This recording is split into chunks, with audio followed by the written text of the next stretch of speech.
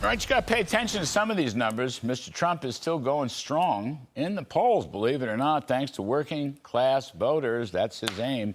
Joining us now to talk about it, Charlie Hurt, Washington Times opinion editor and Fox News contributor, and Katie Pavlich, townhall.com editor and Fox News contributor. Both of you are here. Charlie just said I got the short end of the stick. He's on set and you're remote. So we'll try to switch that sometime. Life is not fair. Oh, dang it. I know. Very bad. That's a bummer. I have FOMO now. So, Katie, we'll start with you for a variety of reasons. It's interesting. Numbers here. Overall working class voter support. Overall working class. Obama in 2012 was +4. Joe Biden was -4 in 2020. Kamala Harris is -15 right now. That's how badly she slipped. White working class, Obama was -20, Hillary -27, Kamala -38 right now.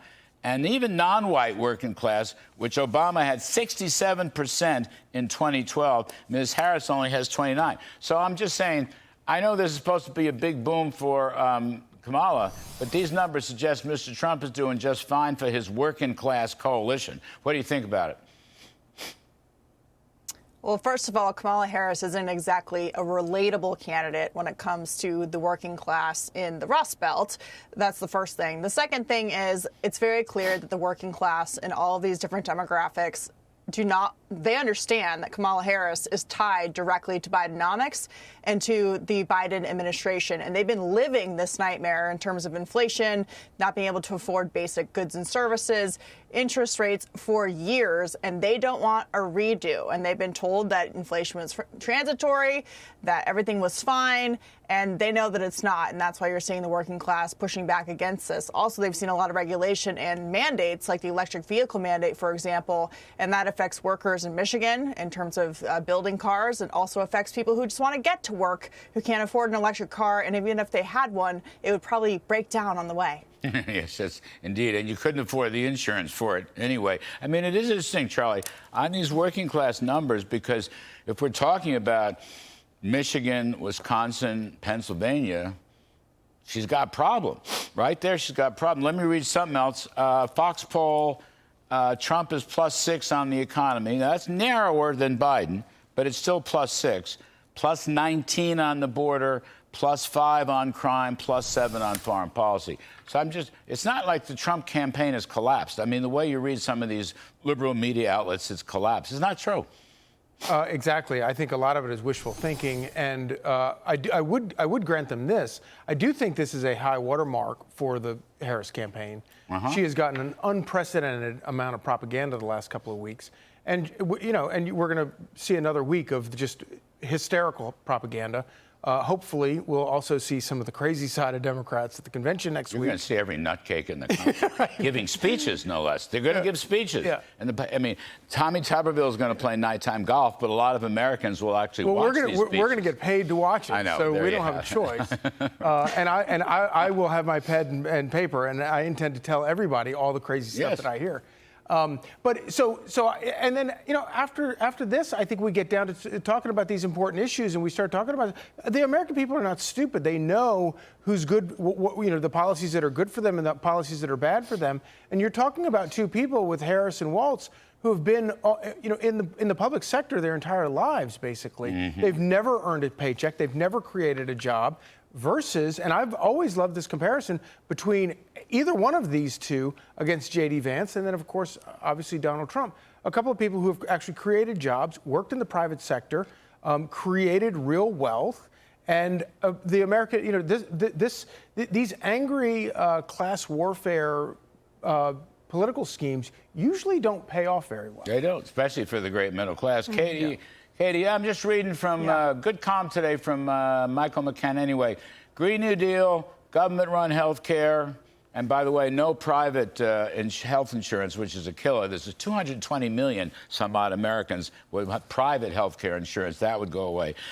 Opening the southern border, confiscating guns, cutting fund to police departments, higher taxes, more spending. How do you sell that? How do you flip-flop your way through that, Katie? I don't get it. I mean, it's amazing that they're trying to sell their campaign as freedom and minding your own business, and yet you just listed off all the things they want to take away or control in people's lives. And to Charlie's point about, Wallace and Harris not being in business, not being in the private sector, not only that, but Governor Wallace threw people in jail for months for disobeying COVID laws after opening up their own businesses because they wanted to survive as a business and pay their workers. So you can't tell me that you're for the working class when you're throwing people in jail for wanting to operate their business, especially when you're looking around the country and other people are capable of doing it. And then, of course, you have Kamala Harris, who is very much engaged and a supporter of these mandates that control business and control people's livelihoods. And so that's the record that they want to run away from, and they're running towards being Donald Trump without his name, which is why they stole the tax on tips, and they'll probably steal a bunch of other policy positions as well and just say, these are our Democratic positions and they're not Trump's. But if their progressive opinions and policy positions were popular, they would not be running away from them. They would be running towards them. And they've done everything, as Charlie also said, with the propaganda campaign over the past couple of weeks to get away from their actual record. Charlie, at another point, Senator Tuberville used Venezuelan-style price controls. I love that. We don't need Soviet-style because it's right down there, Venezuela. Price controls, price gouging. We hate businesses. Corporations are evil and greedy.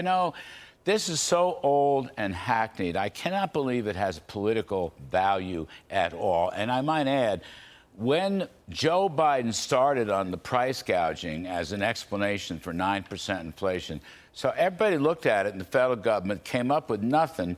And then the San Francisco Fed did a study on it and said, no, price gouging was not a part of the U.S. inflation. And they're going to try to play this over again.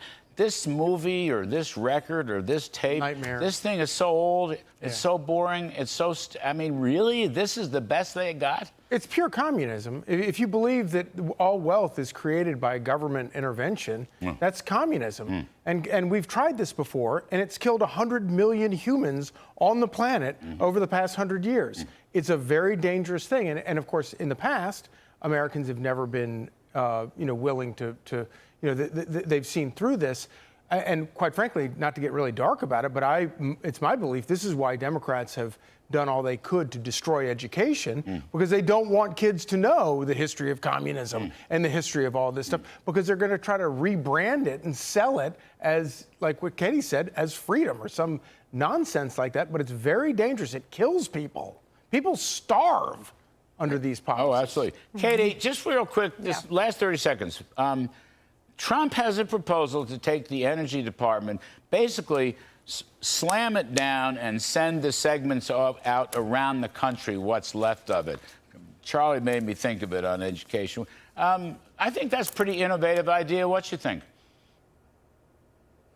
Well, there's entire federal government agencies, many of them that should be eliminated completely, but the ones that do serve some purpose should be out in the states where they are regulating people. The people in Washington, D.C., and a lot of people in New York are constantly telling people out in America how to live their lives when they don't live there. So they're implementing all of these policies and regulations on people that are damaging and completely torn away from reality when it comes to the effect of what they're actually doing to these people, whether it's ranchers in Montana, oil and gas in Texas. These are different areas that require context on the ground, not from Washington, D.C. You bet. Thanks, Charlie Hurt, Katie Pavlich. We appreciate it very, very much.